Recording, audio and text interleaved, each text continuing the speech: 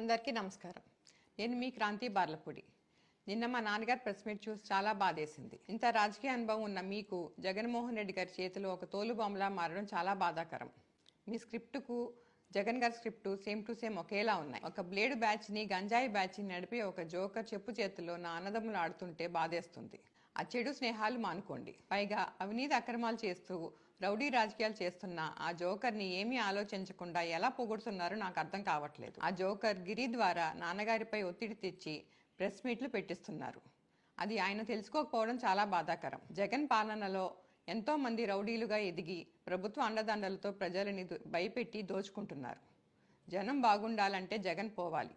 గిరికి ఒక నామినేట్ పదవి ఎరవేసి నాన్నగారితో నన్ను అనకూడని మాటలు అనిపిస్తున్నారు. గిరి, గుర్తుపెట్టుకో, వైసీపీ ఓడిపోతుంది. నీకు నామినేట్ పదవి కాదు కదా, నీ పూర్తి రాజకీయ భవిష్యత్తు 13వ తారీఖున ముగింపు పడుతుంది. అది నీకు జూన్ 4న